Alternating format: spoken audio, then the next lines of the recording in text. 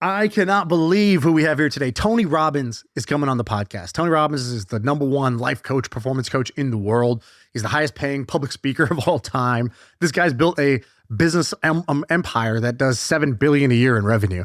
Incredible entrepreneur and coach. I mean, this guy's customers, his clients, the guys who pay him to coach them are like, top athletes, Serena Williams and Tom Brady and Conor McGregor, politicians, Nelson Mandela, Bill Clinton, the top traders and investors in the world, Ray Dalio, Paul Tudor Jones. They pay him because they know that Tony can help be their edge, right? He can help them level up. So if he can help them level up, I think we can learn a lot from him. I'm going to ask about 3 specific things. The first is, I actually went to a Tony Robbins event 8 years ago. This is my notebook from that event. I still have it 8 years ago, 8 years later. And the reason why is because I hate to be that guy who's like, I went to a self-help seminar that changed my life, but it did. I really came out a different guy. I came out a happier guy. I ended up, at the time, this podcast called My First Million. I didn't have my first million then. And I came up with a plan. I came up with a strategy and I stuck to it after that event. And I did it because I made 3 specific shifts. And so I know most of you will never go to one of his events. You'll never go to the seminar. It's a 4-day thing. It's kind of weird. It's not as cool as just going to Coachella or whatever. But I want to ask Tony about those specific 3 shifts so that you can hear from him exactly what I heard in that event that changed my life. That's what we're going to do on this podcast today. Those same exact things that changed my life, I'm going to have him explain on the pod today. It's kind of like a live coaching session, which is people pay this guy $1 million to do this, and we're going to get it for free. Also, at the end of this, Tony doesn't know this, but I'm going to actually give away just under $100,000 worth of tickets to his seminar. So for people who are listening to this, there'll be directions at the end of how you can actually get a free ticket to go to one of his things, if you so choose. So that money is not your limitation. So the least I could do, this guy's helped me out so much in my life. I would love to pay it forward to the next person and send them to the seminar. Lastly, we talk about his new book, which he's been interviewing all these billionaires, right? There's this championship mindset, right? He works with the top 1% of the 1%. And I want to know what's different. What are they doing differently? He tells a story about an investor who bought 40 million nickels, like literally like the coin, the nickels, why they did that and why that was such a good idea. I wanted to hear some of these stories from him hanging out with these billionaire investors because he doesn't talk about that a lot. And I nerd out about that kind of thing. So enjoy this episode with Tony Robbins. This is a real cool moment for me with this podcast to be able to do this. I thank Tony for coming on and I hope you enjoy.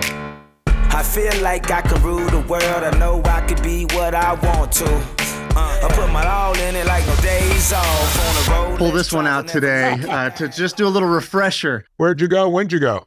I went to New Jersey. It's actually a funny story. I had heard, Tony Robbins is motivational speaker. And I kind of was like, do I need motivation? I don't need motivation. I don't either. But there was something inside me that, because when I had watched your videos, I thought, well, it's not just that. I mean, he's an entrepreneur. His company's doing billions in revenue. He's clearly a leader.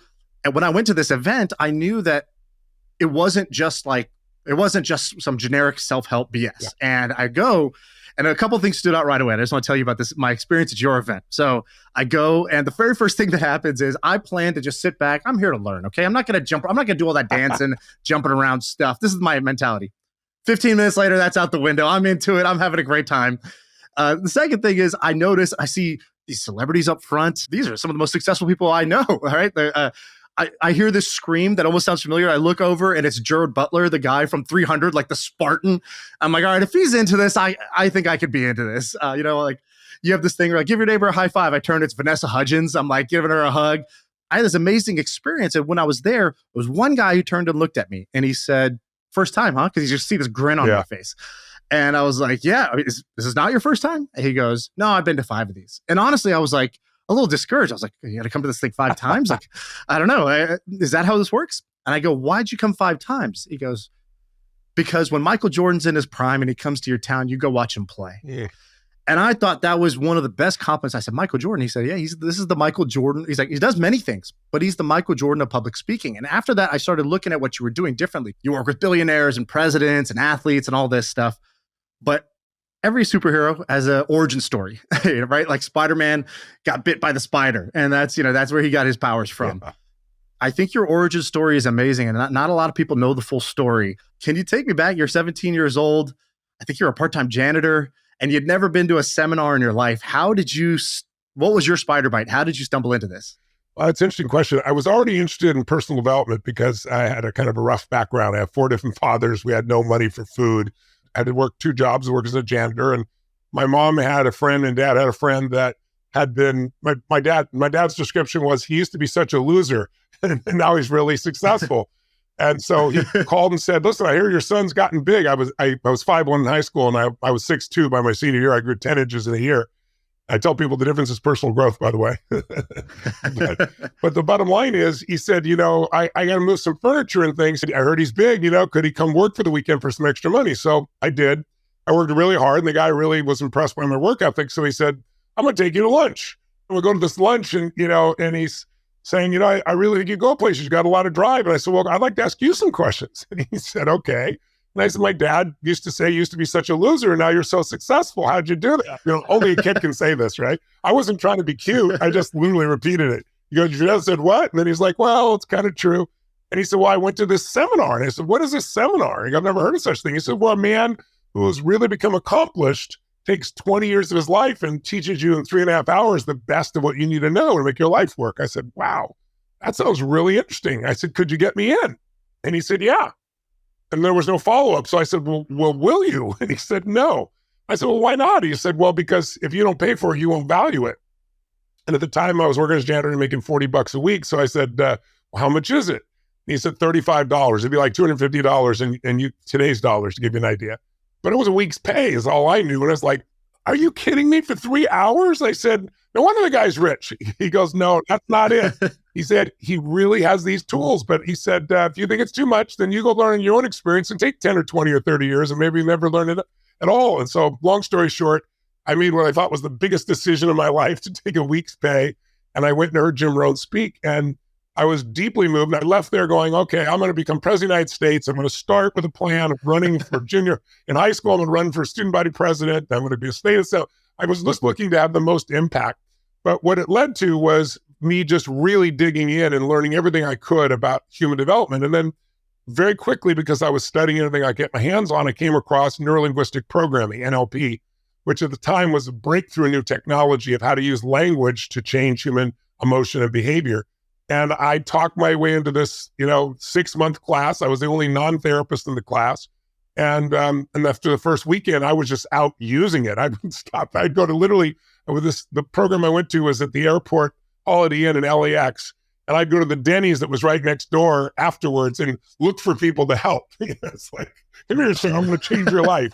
And then gradually I started modeling and I started figuring out other skills and I started challenging traditional psychologists and psychiatrists saying, give me your worst patient. I'll handle them in an hour. And I took people with lifetime phobias, I've been in therapy 7 years and turned around in an hour. And that built my reputation. And so then I started working with athletes. And then I started working with Mother Teresa and Nelson Mandela and Gorbachev and, President Clinton. And it just grew and grew. And then along the way, I used some of the same skills called modeling, finding out what makes the difference in performance around businesses. And I started building companies. So today, now I have 111 companies. We do over $7 billion in business across radically different industries. And, but this is my mission. This, what I do on a daily basis here. My education company is what I value most, but that's kind of the journey. And I've had lots of ups and downs along the way. Obviously, it wasn't like a straight up experience by any stretch. It's not a straight line, but I've learned a hell of a lot. I've been surrounded by a lot of great people along the way. I don't know if you've seen this. Have you seen this little clip of Jim Rohn talking about you? No, I have not. Let's play this. All right, can you play that clip? Tony Robbins sat in my seminar when he was 17. 17, he was on the outs with his parents and he was sleeping in his car. And someone got him to come to my seminar, age 17. So you never know who's in the audience. And he worked for me for 3.5 years promoting my seminars, back then called Adventures in Achievement. 3.5 years. Finally ran one of my offices at age 20 in Los Angeles. Tony Robbins. Now he's a big-time superstar, bigger superstar than I am around the world. Unbelievable. And he mastered all the stuff. I didn't teach him the firewalk and all that stuff, but that's Tony style. He can get by with that. I couldn't do that. I did say to him one time, Tony, you got to do water instead of fire. They'll come from all over the world.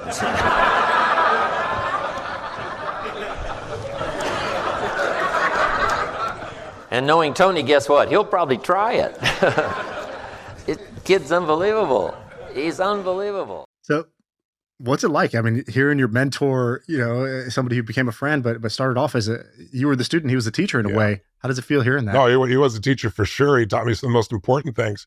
I think the most important thing he taught me was when I was, I had all these different fathers and we were always broke. And so he said, change your mindset. Change it from, can I earn twice as much in the same amount of time, 10 times as much, 50 times, 100 times, 1,000 times?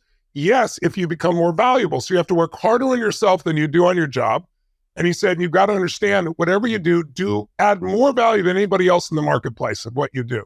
And that really, it sung to me because I always try to over deliver in anything I did, even at that stage of my life. And that's been the basis of every company that I built across all these different industries. I mean, there's no way I'd be who I am without that piece. So I'm indebted to Jim as my first mentor.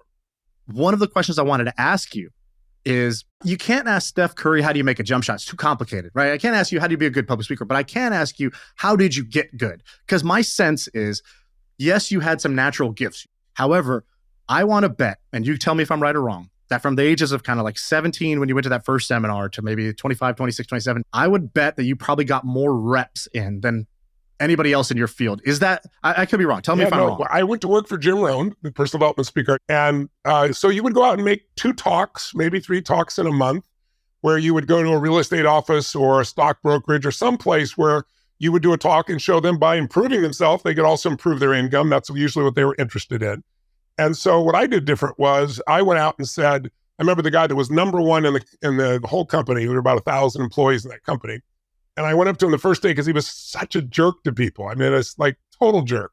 And so I've always been a kind of protective of the little guy. I was a little guy. I was 5'1", and I was protective back then, right? When I was in high school. So I went up to him and I just said, you know what? I said, you're an absolute idiot. And I said, you better remember my name. I said, because it'll only be a few months before I'll dwarf you. And I said, I'll tell you why. You're lazy. You do 3 talks a month. I'm going to do 3 talks a day. So it doesn't matter if I'm as good as you are. I'm going to destroy you, right? And I did. I booked myself to every kind of group you can imagine. But yes, I'm fortunate enough to own a piece of the Golden State Warriors, and I've coached the team. I haven't been there this year. Again, I haven't had a chance, but they need it. But Steph is a perfect example of what you're describing, because people don't know the greatest 3-point shooter in the league. When he was, in high school, he was really good. His dad trained him continuously. His dad was an NBA player. But his dad, at one point, he's the best player in the league, told him, we got to change your jump shot. Speaking of jump shots, we got to change it. You start it too low. You'll never make it in the NBA. And so he made him have to do this new form of jump shot. And he became terrible, because you're terrible when you try to do something new. But he wouldn't let him play competitively until he could shoot well in this way. And then now he still does it. He shoots, 500 shots a day, to give you an idea, 3,500 shots a week. Think about it, 14,000 shots a month, 168,000 shots a year. These are practice shots. So he's been in the NBA 15 years. He's done 2.52 million shots in practice. In his entire career, he's only taken 15,000 shots, and he's made 3,000 3-pointers, and he's the greatest in history. Less than 0.1% of his shots have actually shown up in a game. So I always tell people, you're rewarded in public for what you practice in private. I think that's an amazing strategy. Is that your method to kind of learning in general? How do you think about that? I think of learning at 2 levels. I think of learning as immersion. The reason I do 12 hours a day for 3 or 4 days in a row, when most people wouldn't sit for a 3-hour movie someone spent $300 million to make, I can do it because I know how to engage people in all their senses. In other words, how much is a long time? Some people say 10 minutes, some people say 10 years, right? But really a long time is when you're not enjoying yourself. A minute can feel like eternity if you're in pain. But if you're enjoying yourself, time flies. And so my whole mindset was, I got to immerse people, because that's how we learn. If you're going to learn a language and you learn a little bit at a time in high school and college, most people don't speak the language. But if I took you to Italy and dropped you in Rome and said, I'll pick you up in 90 days with no teacher, you're going to be speaking Italian by the time I pick you up, because of the immersion. So I like to immerse myself, but immerse myself with someone who is the best in the world at something, someone who's already done it, not somebody who's teaching me intellectually. Like going to a university with somebody who understands it but has never done it. I wanted to model the very best in the world. So I would go interview with them. I'd go to work for people in the very early days as a janitor so I could get around them, so I could learn how they think and what they do. Gradually, I got to the point where I had these skills, and so I could help people. And so I'd help them, but then I'd also learn from them. Everybody I've ever coached who calls me a coach, I'm no dummy. I learned from them. So some of my dearest friends in the world, when people started as coaching, like Marc Benioff of Salesforce, he came to my seminar, I think 4 times in a row, and he's as big as I am. He stands out. And on the 4th one, he came up, introduced himself and said, I'm Marc Benioff, and you've convinced me to leave Oracle. I'm going to start my own company now. It's called Salesforce.com. And I want you to come on the journey with me. And I'll never forget, he said to me, we're going to change business around the world. And I promise you, we'll do $100 million in business. And now he's doing 35 billion, right? His company's worth $50 billion. So it's like, and he's done that in 16 years. The growth has been unbelievable. So Marc says I'm his coach. Yeah, I learned as much from Marc or more than he's learned from me. Same thing with Peter Guber. Peter and I are partners in the Golden State Warriors, the LA Dodgers. We both invested and started with the LAFC football club. He's got 52 Academy Award nominations. He's one of the most brilliant human beings that I know. So I learned from him. So all the people that I've coached over the years, I've learned from, and I try to do it through immersion. The more you can immerse yourself where you're thinking, breathing, doing something 18, 20 hours a day, the faster you're going to learn. So that's how I go about it. What's something you learned from Peter? Because he's a fascinating guy that I think most people don't.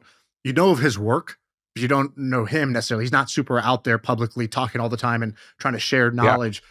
Do you have any good Peter Guber stories or lessons learned you've had now that you partner with him on some things? How he thinks? I'll tell you one of the most valuable principles I learned from him and a friend of his. When we became friends at one stage, he said, "Changed my life. I want to do some more things with you." And he had a small group of men, about 8 to 10, that had been getting together twice a year, sometimes 3 times a year. And they go on these amazing trips and they just brainstorm. But everybody there was the master of their universe, right? So it'd be like Pat Riley, who was at the time, the winningest coach in NBA basketball. You'd have the richest man in Canada, like this amazing who's who group. And so he invited me to come on this trip with him. And he said, "Look, we've never brought anybody in before. You're 18 years younger than just about everybody here, but you have so much to add. I convinced the guys, let you come on the trip. And if they like you, maybe you become part of the group and come on a regular basis." Now, I'm just starting my businesses. I'm early on in my career of 30, 31 years old. And I'm in a place where he wants me to go off on this 12-day trip. Well, I couldn't leave my business for 12 days in those days. I was a business operator. I wasn't an owner like I am today. So I had to go on the trip. And on the trip, though, it was such a push. I didn't want to miss it. I did it. I was so stressed out because I felt like I didn't belong there. So he then had this conversation with me about what I want to do with my life. And then he said, "Well, let me tell you the most important principle to get you there." He said, "Proximity is power." And he and Peter both started nodding and saying, "This is what makes everything work." And I said, "What do you mean proximity is power? What do you mean by that?" He said to me at the time, "How many investment bankers do you know?" I said, "No, I don't know, maybe a dozen." He goes, "How do you spend time with?" I said, "None." He goes, "That's a huge mistake. You must go spend time with them, because as you spend time, they will think of you and they will come up with deals that will help you generate the economics you want to generate if you want to run for office or do something of that nature." And I said, "Okay." And so I started doing it. I felt really uncomfortable. And then I saw him again and he really gave me stuff. And so then I did it deliberately, ongoingly. And for a year and a half, I'd go meet people. I'm not a networker per se, because I felt like I don't know, I'm not asking for something and I don't know what I can do for them. I try to always be a giver. But nothing came out of it. I mean, some good friendships and so forth. No business came out of it. And one day I got a phone call that led to a $50 million deal for me. And then another day, about a year later, converted that into making, in one single day, $400 million for taking a company public.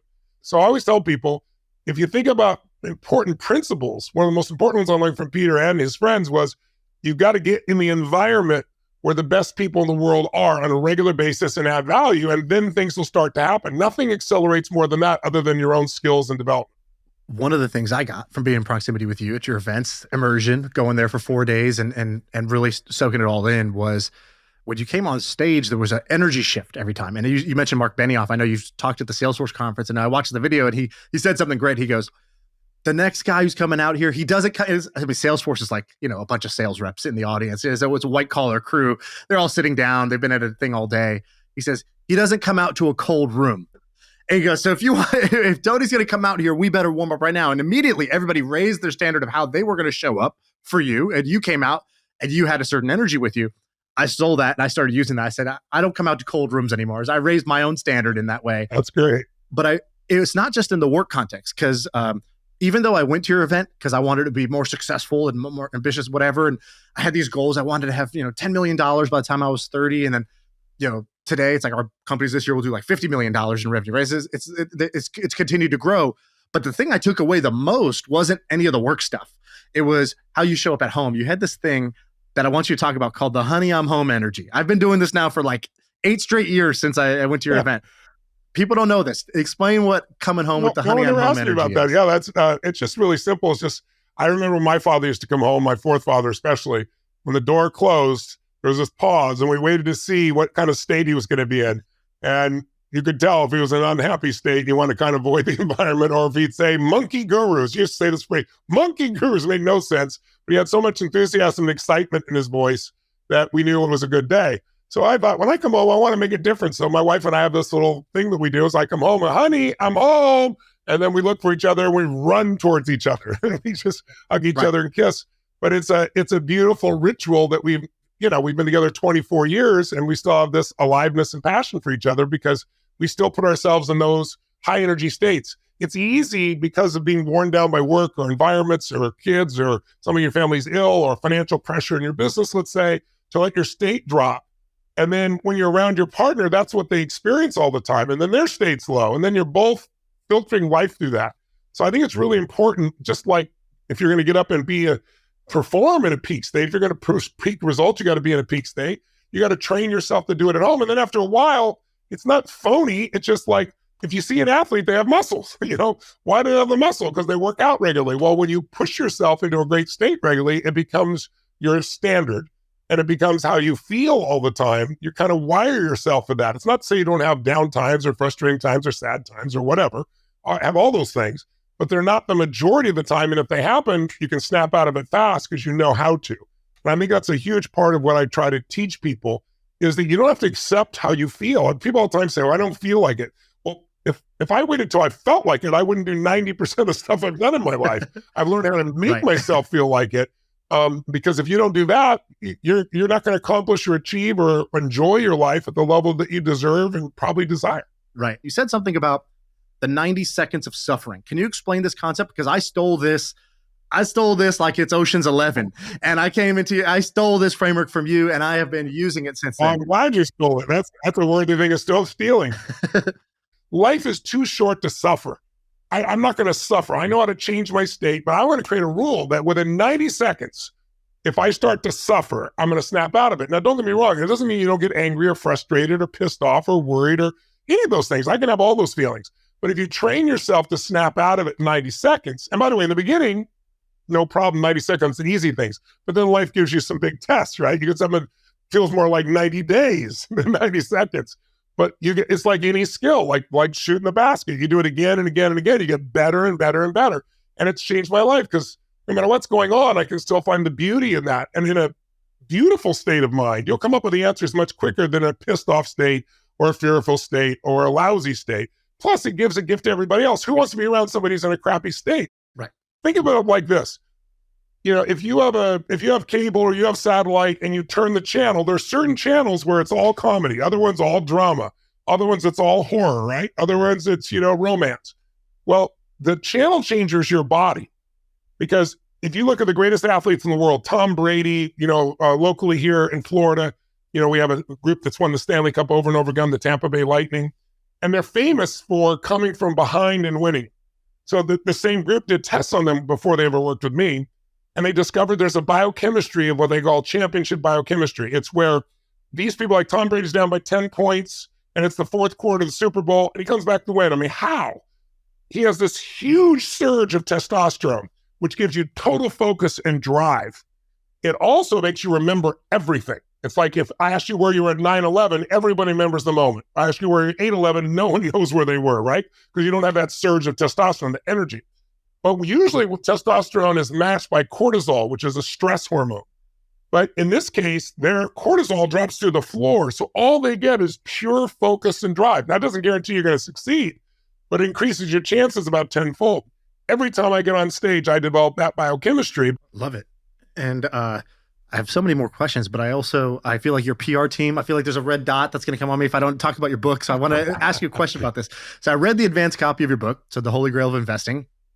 It's the third of these kind of like money related books that you've been doing, which has been fun because I like the business side. That's obviously where I kind of nerd out. Yeah. Tell the story about the guy you know who I think is a billionaire who bought millions of nickels and why this guy bought millions of nickels. I think this was so fun, and you got to tell that story. Well, let me give people a little background. So I've written 3 books on finance. I started back in 2013 because after the 2008 dropout, I've been working with Paul Tudor Jones, one of the top 10 financial traders in the history of the world. I've coached him for 24 years. He hasn't lost money during that time, so I've learned a lot. But when I saw that the way we dealt with 2008 was instead of punishing the people that almost destroyed the system, we gave them more of our money. It just blew my mind. And so I thought, I can't change everything, but I have access. So I decided to write a book where I interview 50 of the smartest financial investors in the world, the most successful, all self-made billionaires, nobody from the Lucky Sperm Club. They didn't inherit it. They created it. Ray Dalio, Carl Icahn, Warren Buffett, Paul Tudor Jones, all of them. So I was interviewing a gentleman that took $30 million and turned it into $2 billion in 2008, 2009, the worst economic time. And I asked him, I said, how'd you do this? And he went, asymmetrical risk reward. I've heard that from every great investor. I said, okay, I understand what that means, but how'd you do it? And how he did it was he saw the mortgages, and everybody thought these mortgages were going to hold up and that real estate was going to grow forever. And he knew that wasn't true. And he bet against it with unique tools. So he could be wrong 13 times and still make money. So that's how he turned that money around and made the greatest return in just about any period of time. So I asked him, I said, his name is Kyle Bass. I said, Kyle, I said, how would you explain this to like someone who's unsophisticated? And how would you explain it to your kids? He goes, Tony, I can't believe you said that. I just recently asked myself the same question. So I want my kids to understand this principle because that's what will make them wealthy. And he said, so I thought, how can I do this? And he said, for 6 months, I kept asking the question, where can I find an investment that is so asymmetrical, there's no downside, and there's huge upside immediately? Now, most people say you're an idiot to even ask that question. There's no such investment, right? No risk, no reward. And he goes, no. He goes, smart people ask questions nobody else asks. I kept asking, and I finally came up with the answer. Nickels. I said, nickels? He goes, yes. He goes, here's how it works. Nickels, to make a nickel costs 11 cents. That's how screwed up our government is. And he said, so years ago, pennies used to have copper in it. That's almost no copper now. He goes, those pennies are worth 2 cents. He said, the reason is because the copper value is there, but also now they're so unique, right? He said, so I thought nickels, they'll never be worse than less than 5 cents. I want to buy as many nickels as I can. Because he said, the meltdown value alone would give me 30% return on day one, 30%. I'd like an investment where you can't lose money and you're guaranteed at least 30%. I said, yeah, but I've seen the rules. You can't melt money anymore. He goes, yes, I know. That's what they say. He said, but I don't even have to melt it, Tony. The same thing happened to pennies will happen to nickels. He said, they can't do 11 cent, 5 cent nickels forever. Once it changes, the value of these original nickels is going to be great. So he went to the Fed and asked how many nickels he could buy. And I forget the number, was millions of nickels. It was truckloads of nickels. He has kids unload them and put them in there. He said, if I could push a button and convert my entire assets to nickels, I do it tomorrow. I can't ever lose money, and I'm up at least 30%.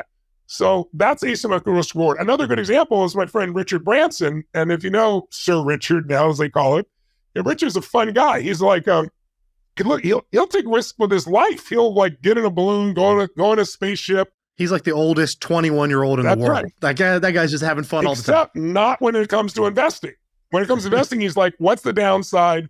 How do I protect against the downside? That's why he's so successful. And so when he was going to take on British Airways with, building his own airlines, think of the expense and the risk of buying Boeing jets, 150, 250 jets.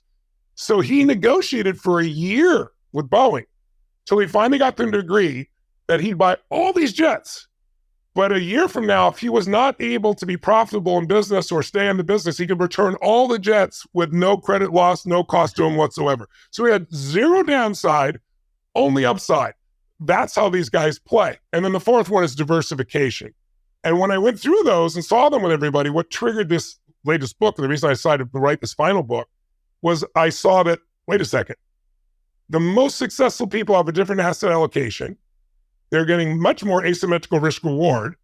And I also, with my conversations with Ray Dalio, learned a principle. I asked Ray 12, 13 years ago when we first became friends, I said, I prepared for like 11 hours for my interview with him. It was supposed to be 30 minutes and went 3.5 hours because he got into it with me. It was great. And we became friends. And I asked him, one question I asked him was, okay, out of all things we've talked about, is there one principle above all others that would be the most important investment principle that would make somebody wealthy if they practiced it? He goes, Tony, I have wrestled with that for more than a decade, and I can tell you what it is. He goes, I call it the holy grail of investing, which is why that's the title of this book. It's really Ray. It's not me, right? And I said, well, I leaned forward. What is it? He said, Tony, in order for people to get what they want, financial freedom, they've got to compound, right? Well, in order to get higher rates of return, you got to take bigger risks, which then could cost you getting to the goal. That's why asset allocation and finding that balance, what's right for you, is so important.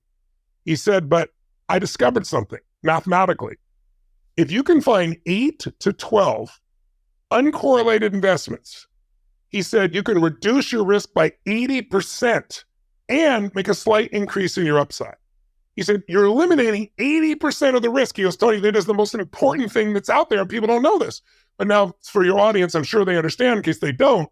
If you think about correlated versus non-correlated, stocks and bonds would be an example, right? When the economy is going great, people want the growth that comes in stocks. When it's not so go great, they expect that bonds are going to get them through it, right? They're not necessarily correlated. So I wrote down the principle. I started looking to try to find things that are not correlated. It's rough in the world we're in today. So much is tied together in the public markets. And so sure enough, as I started doing this and looking around, I came across an interesting statistic that blew my mind. And here's what it is. In the last 35 years, every stock market in the world has produced a smaller return than private equity, average private equity in that same time. So I'll give you an example. Most people know the S&P 500, the index of the top 500 companies in stock market. And if you invested in the S&P over the last 35 years, you had an average of a 9.2% compounded return, which is amazing. You're at 5%, you're doubling your money every 14 and a half years. If you're at 9%, it's every 8 years. That's a big jump.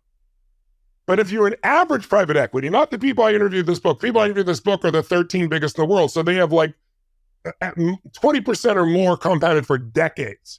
One of them in this book is 37% compounded for 26 straight years. I mean, it's unbelievable, right? So when you're compounding that, it goes crazy. But the average is 14.2 per year. So understand this, you're compounding 50% greater every single year compounded. So what does that mean? If you put $1 million in the S&P 500 35 years ago and forgot about it, it's worth $26 million today. It's unbelievable. But if you put $1 million in the average, not these guys, in the average private equity of 14.2, you have $139 million in the same money in the same amount of time. So I was like, whoa. No wonder the ultra high net worth people have 40% of their assets in private equity and private real estate. So I started digging into that area, and that's what this book was all about. Yeah, I really liked it. There's a great chart we should throw up. It said, what was the lowest 5-year returns by asset class? Lowest 5 years. So like, how bad can the bad get? Because everybody tells you about the good. Nobody tells you about the bad usually. And I love this one because private credit was the only one that had a positive return in its lowest 5 years in the last 30 years, 20 years, something like that. So it was cool to see these different asset classes that most people don't have the knowledge of or the access to. And I think that's the premise of the book. So who are the people, what's the largest number of billionaires? And most people think it's tech, and it's not. And then they think it's real estate, and it's not. It's financial services, but it's not hedge funds, and it's not VC funds, some VC funds, but not most. Very small. It's private equity because they have the money for 5 years. So when the market goes down, they don't have to sell, they buy. When the market goes up, they sell. They have the room to play, right, to get things done. And they're not just trying to buy something with the right timing. They're buying a company and making it better, bringing in new marketing, bringing in a new CEO, bringing in new systems and building up and then selling it private or taking it public. So they have a lot more flexibility. And they're the masters of the universe. So I was like, okay, let's see what they're doing. And then my friend, I said, I'm getting into some of these private equity, but the very best are like, going to a club and you got plenty of money and you're outside. If you're not good looking, you don't know everybody, you're not getting in that club. I don't care how much money you have, right? It's very similar, like, buying a Ferrari, any Ferrari, yes, but the newest hot SP3, it costs $4 million. You can't even buy it because they're all gone already by collectors who buy them before they even come out. Well, it's very similar for the best people in private equity. I was saying I've gotten a few because of my name and some relationships, but the amount I'm getting is too small. And he says, Tony, he goes, I'll tell you a little secret. I'll tell you where I put the majority of my money. And this guy is very, very wealthy, very successful. So I'm leaning in and he goes, there's this firm in Houston, Texas. I guess Houston, Texas. I was going to say Singapore, London, New York, Connecticut, right? He goes, yeah, they're off the beaten path. They're the best at this. They have found a way. They're the biggest in the world right now, one of the 3 biggest. And they said they found a way where you don't have to buy into the fund, where you can buy into the company and own a piece of the company and you own all their funds. Now, if you know how these funds work, they make 2% on your money. They tie it up for 5 years, and you're willing to tie it up because of the greater returns, right? But they make 2% on your money if they don't make you anything every year. So they have a built-in income that's great. And then they get 20% of the upside. If they make you a bunch of money, they get 20% of that. And it's not uncommon for them to go from $1 billion to $2 billion in 5 years. So they make $100 million in fees in those 5 years, and they make another 20% on $1 billion. They make $300 million on $1 billion investment. That's why they're the wealthiest people in the world. I'm like, I gotta know how to do this. So I met with these guys in Houston. I became a client, and then I eventually invested with them. I'm a partner with them. And then I was like, man, we got to get this out, but nobody could take advantage of it. Now they can. So as a result, we put it out there. So you can imagine, I own now 65 of the largest private equity firms. I own a piece of them as a partner in every fund that they have. So, and I'm not there working every day till 2 a.m. like they are on those pieces. The other one I'll tell you about is, you read the book, so you know, is sports. I always wanted to own a sports team. I grew up totally poor. You wanted to be a baseball player, right? That's right. You got a good memory. I used to go to Dodger Stadium every once in a rare moon, way off in the deep, far seats in right field, the cheapest seats you could buy. And I bled Dodger blue. I own a piece of the Dodgers. But to get to that point, the first team I was able to make a purchase of and be a partner in was the LAFC football club, the soccer team there. We built the stadium. I got to help design it. It was fun. I got to with my friend Peter Guber, who's just a genius. But the amount of money, time, and energy, and the amount of a microscope in your bum that they do to qualify you is mind-boggling, right, to do it. So, but now in all these sports teams, I even have competing teams because a rule was changed 3 years ago. And this is amazing. Only a few firms have been able to do it. And the rule allows you to buy a small sliver of teams. And why would you want a sports team? Because they're not correlated to the stock market. In inflationary times, sports teams do well. They've done extremely well. They raise the price of the hot dog, people pay it. Doesn't matter. And they used to be just putting butts in seats, but that's not true anymore. So I'll give you an example. You know this if you read the book. My partner, Peter Guber, bought the Dodgers with a group of people, Magic Johnson, a whole group of people. I'm part of it now too. And when they bought it, they paid $2 billion for the firm. And everybody's freaking out, right? I remember the news. People were like, this is a crazy buy. Because no one paid more than $800 million for a sports team. And most people believe the Dodgers are worth $1 billion, but not $2 billion. So I went to Peter. I was like, I know you're not dumb. I know the smartest guy I know. So you must know something no one else knows if we're going to do this. Tell me. He goes, Tony, I like making movies with cliffhangers. He said, I want to make you wait 3 days because I'm making an announcement. When you hear the announcement, come over and we'll have a little party together. They made the announcement. He sold the local TV rights, just the local TV rights for $7 billion, made $5 billion on the spot. So why? Because sports teams now are media enterprises. Of 100 best shows, most watched shows last year, 92 were sporting events. And they'll watch the ads because everybody's cord cutting everywhere else and going and watching things, streaming. Sports, the only thing live, you want to see it in real time for it to have value for you, and they can do those ads. So, and they buy real estate today. They are unbelievable organizations. So now I'm a part of the Dodgers, of the Warriors, the Red Sox, the Pittsburgh Penguins. I mean, I go on and on and on, and I have the ownership benefits, but I also have something that's not correlated, so it's 1 by 8 to 12. Plus, on top of that, you share in the revenues of every other team's media. In other words, it's equal share. If you're a small team or a big share, you keep your local media that you get to sell locally. So the income streams are amazing. I'll give you an example. Michael Jordan, we actually bought it. Michael Jordan bought the Charlottes for $275 million controlling interests 12 and a half years ago. He just sold us. We're one of the buyers, as a group of buyers, for $3 billion. That's his return on that time period. In the last 10 years, if you take the NBA, the Major League Baseball, soccer, and hockey, those four together, they've averaged between them 18% compounded during that time versus 11% there in the S&P 500. So just, you're only doubling your return, having fun, having something you're part of that's really cool, and people can have an experience that they once dreamed about without having billions of dollars and go through all the hell of it. So there's so many opportunities like this. And people can get the book. It's at the Holy Grail of Investing.com. I think there's like a free chapter, so you can go download the free You can chapter. listen to there's a free audio chapter you can listen to, and then you can pre-order the book. It comes out in a few weeks. I know we're over, but I got to ask you for one thing. Sure. The one thing is we talked a lot about money and making it and all that stuff. One of the things I pulled away from you was about giving. And I think, when I was at the event, you were talking about, I give this many meals every year. I think now it's like 1 billion meals, some insane number of, because, you remembered what it was like to not have food. And a part of me was like, I'm going to do that someday. I should do that. I should myself again. I should do that in the future. When I'm rich, I'm going to do that too. And I think this is probably a pretty common thing. Easy for him. He's rich. What does it mean? What does it matter to him to write a $5 million check, right? I wish it was just 5 million. Right, fair enough. Until you told a story about giving early on. And I just want you to tell this one story, because I think for most people, if they made it to this part, this will make a bigger difference in their lives than anything else that you tell them, because I know it did for me. You told the story about going to the salad bar. Oh, yeah.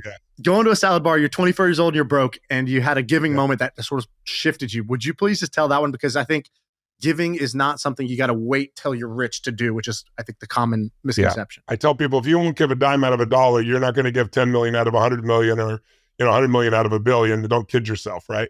And also the value of giving transforms you out of scarcity. But the background on it is I was working for Jim Rohn, this personal development speaker, and I really did well. And then I did poorly for a while, and I was really frustrated. I was working hard. I wasn't getting the return. I was totally broke. You're in business, you make some mistakes.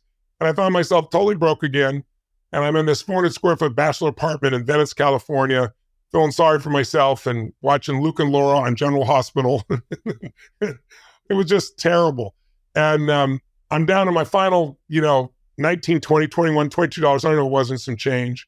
I haven't paid my rent, and I got to figure out what to do and what to eat. So my focus was, okay, I'm going to go to this all-you-can-eat salad bar, taco bar, and I'm going to load up for the winter, and spend $5, and then and then I didn't drive there because it was only about 3 miles, but I couldn't pay $3 for parking too. It was just, I couldn't do that. So anyway, long story short, I get to the place. It's on the water in Marina del Rey. It's why I went there. There's boats going by, and I don't have a pot to pee in, right? But I'm visualizing. And then I had a stack of food this high, and then I could see the front door because of where I was sitting. And the front door opens, and this beautiful woman walks in. She was just absolutely gorgeous. I couldn't help but look. And then I waited to see if there was a guy with him, as if I had any shot at this, right? And she had a guy with him, unfortunately. And he was about 3 feet tall. And he had a little vested suit on, a little tie. And, he opens the door for her, and he pulled out the chair for her. And I was mesmerized. And I was moved. And I got emotional. I don't know why. I don't know if it's thinking of my own mom. I don't know what it was at the time. But anyway, the bottom line is, when I was done eating, I went and paid it. And it was $5.95 or something like that. And I had the rest of the money in my pocket. And I had no plan for this. And I was walking out the door. There's that little boy with his mom. And her back's to me. So I didn't talk to her. I wasn't going to her. I just went up to him because I was so moved. And I just said, hey, I said, my name's Tony. What's your name? And I can't remember his name anymore. It was, Johnny or whatever it was. And he goes, I said, Johnny, I said, you are a class act. I said, I just want you to know, I have so much respect for you. I saw you hold the door for your lady. I saw you pull the chair out for her. You're so present with her. And I said, taking her to lunch like this? He goes, well, she's my mom. And I said, well, that's even more impressive. He goes, well, I can't take her to lunch because, I'm just 11. And I said, yes, you can. I had no plan for it. I just reached in my pocket, took all the money out in the world, $19, whatever was left over, and poof, dumped it on him with the change and everything right in front of him. And his eyes got big and, garbage can covers. And he goes, I can't take that. I said, sure you can. He said, how come? I said, because I'm bigger than you are. And then I smiled, and he laughed. And I didn't even look at the woman. I didn't do it for acknowledgement. I just walked out that door to get my car, and then realized I didn't have my car there because I'd walked. So I looked like a stupid white guy skipping my house, I'm sure, all the way home. I mean, I was high as a kite, and I had no money. And I got home, and I was still cool about it. And I was full because I ate so much. And I woke up the next morning with no plan, no idea, no nothing, and no money. And it's like, no money, not $1, and no one to call to get money from. And there was a guy I loaned $1,000 to about 2.5 years before, when I really didn't have it, but he needed it more than I did. I loaned it to him. So I've been, for months, been calling and sending, regular mail to him because he wasn't answering the phone, and there was no email in those days. And And that morning I get my mail and no call, no response. And that morning I get my mail and there's all the bills and there's a handwritten note. And I open the note and it's from this guy apologizing to me and telling me that he was so sorry I was there for him when he really needed it. And he had not been there for me. And he had put in, an extra $200 for interest and so forth. So it was $1,200. $1,200 is more money than I could live on that for a month in those days, right? And I just started crying uncontrollably. I was like, why am I crying? This is beautiful. This is beautiful. It's like, and then I realized, wow, when I had nothing, I gave everything. And here this is. What does this mean? I said, I don't know what it means, but I'm going to decide it means because I didn't give to get and I didn't give what was easy. That's why I'm receiving. And it's like that day on, I can tell you, I've had ups and downs. I had so many companies in the early days. I had a couple companies on the verge of bankruptcy. They didn't go bankrupt. Thank God I hung on and made it through it. But I never felt that scarcity. I never felt that scarcity again since that day. Because if you get to that point, your brain realizes there's more than enough. When you can give when you feel like there's nothing there, that's what transforms you. When I interviewed Sir John Templeton, who was the first billionaire investor, started with nothing. He said to me that the secret to wealth is gratitude, right? Because it doesn't matter how much money you have, if you're not grateful, you're not rich. But then he said also, I've never met anybody that tithed for at least 10 years who didn't become wealthy. He said, tithe, it doesn't have to be a church. It's just taking 10% of what you're earning and giving it away. And I'm proud to say I've given away 17% and I've done quite well. But I did it when I had nothing and it's there. I want to plant one more seed with the audience though, and that is if they'd like to have an experience, they can't come for the 3 or 4 days yet for an event, but they like to have an experience. Since COVID started 4 years ago, everyone was trapped at home and I was doing stadiums, and they started shutting down the stadiums, telling me I could put 100 people in a stadium. So I decided I'd build a studio and I'd build these 20-foot high, walls, 0.67 resolution. I could see everything. And I went to the guys, who built Zoom and I said, look, I need you to help me get to 20,000, 30,000 people, not 1,000. I built software so that people could, instead of clapping, could shake their phone. It would send electric signal. And if one person didn't hear nothing, when 20,000 people do it, it's like thunder. And it allowed me to literally explode in the number of people I reached. So now I do a free seminar once a year for 3 days. It's coming up January 25th through 27th, just in about a week and a half. And if you want to go, there's zero charge. It's not partially free. It's totally free. And it's about 2.5 hours, 3 hours a day of immersion for 3 days in a row. And it's really designed to help you get a plan and make the changes necessary in your energy, in your emotions, in your business, in your finances, in your career. And we put the most we can in those 3 days and create huge momentum.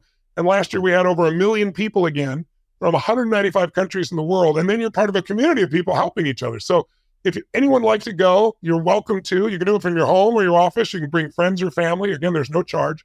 You just go to, what is the highlight? It's the timetorisesummit.com.